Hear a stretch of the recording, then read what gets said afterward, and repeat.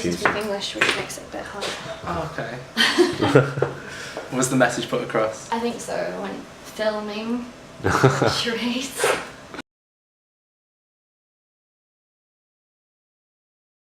I had a really happy childhood. It was really safe, but probably a little bit too overprotected.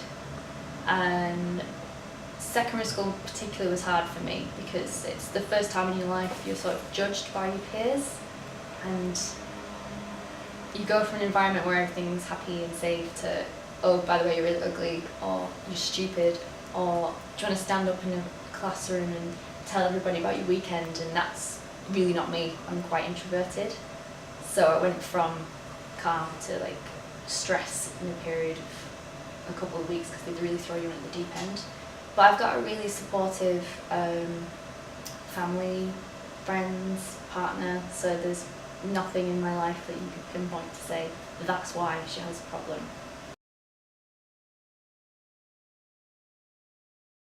I can still remember some of the things people used to say about me, like you're stupid or you're weird, or because I was like a bit of a dreamer child. I really like creative writing and weird stuff like history and just things that you're not supposed to like, so kids like really go for that, I think.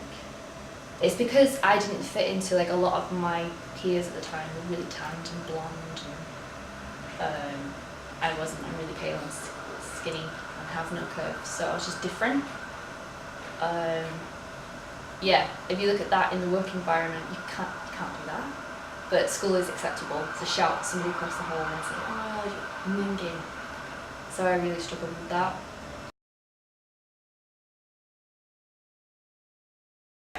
Okay, so even before I went to sort of big family parties, gatherings, I would feel incredibly nervous because I think I felt an element that I had to perform.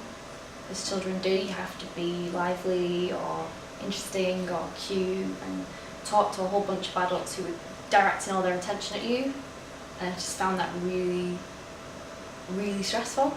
And you have to play with the other kids. And I just went to go and read in the corner or sit with my grandma, who would just get drunk and slag off the rest of the family. So no, they just thought I was shy. Everybody just thought I was shy. I probably was, but it was a little bit more than that. But at 8, you don't really think about it. No, it's usually when I'm under pressure. Like if I'm relaxing, watching TV, it's not going to happen. It's happening right now. Okay. Or if it's usually in social situations for me when I'm not on my own or with somebody who I feel safe with. It's different. I don't think I could do sales in any other industry. Only with books, because it's different. It's not like, I think when you hear the word sales, it's like door-to-door cold calling, which I would die if I ever had to do that. This is just talking about the books. So, no, the pressure's a lot less, to be honest. I can't lie and say, yeah, it's a really high pressure job, because it's not.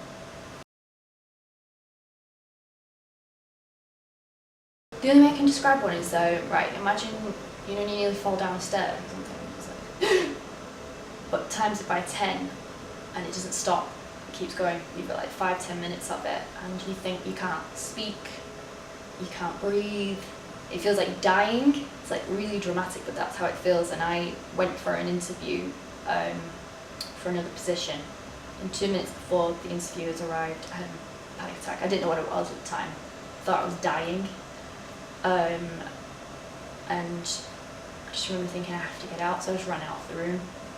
It was a really big deal, and ran to the HR person and said, like, I think I'm going to faint, and just literally legged it out of the building. But when you do something like that, you can't really brush it off or hide from it anymore. So I thought, no, I actually can't do this anymore, I need to get some help.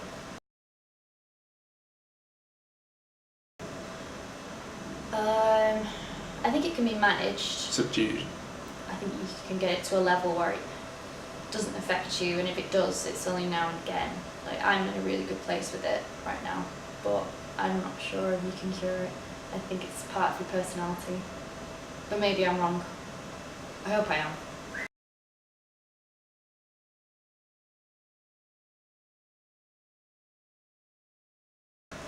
I'm not sure about 80% successful, because the problem with CBT is it's a lot of work.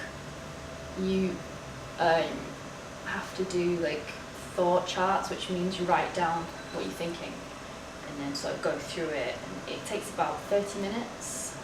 So if you think, yeah, in the evening when you've got loads of time you can do that, but if it's happening at your desk and you've got people around you, I don't know how effective it is. I think CBT works, but it's not been a big one for me. I looked into, I don't know if you've ever heard of exposure therapy. It's kind of where you expose yourself to a situation that scares you tiny, tiny bits at a time.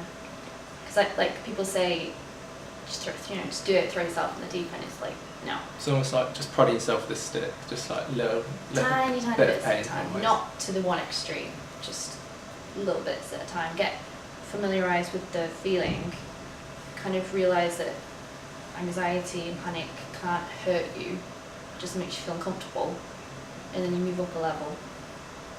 So that's what I did, and that's been the most effective for me.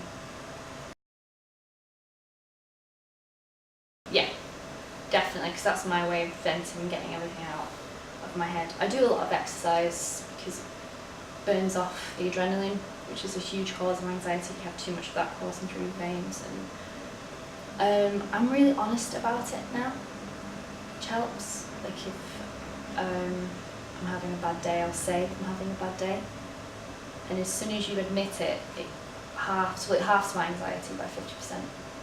Would you say that's what you were doing wrong at Yeah. school then? Definitely. So you'd recommend, like, if you feel the way you're feeling, you feel like you should tell someone? Yeah. Like, was that the best advice you'd give to someone? Definitely tell someone. I don't mean like interrupt somebody's wedding and say like, I'm freaking out, but Does anybody have jet? yeah, I can't breathe. I just need to go.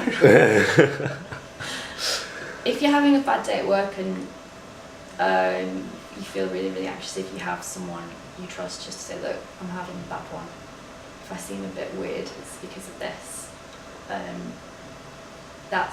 Be honest about it. I'll just text a friend and say I'm feeling really anxious, and get them to say something nice back, or it just lets some of it out rather than keep everything in. You must seem normal no matter what, because it's too much pressure. So many.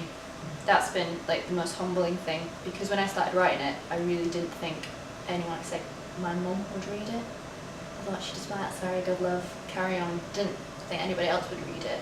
So when people started pouring in to say I have the same thing, it makes you realise that you're actually not alone at all. It's much more common than you think. And again, that just makes you feel so much better. I hope so. The most heartfelt one I got was from a mother, actually, who said, this is like what my daughter has, and I feel like I can finally know what to say to help her, because I've just been lost for so many years and I feel like I make it worse. And so that was really emotional.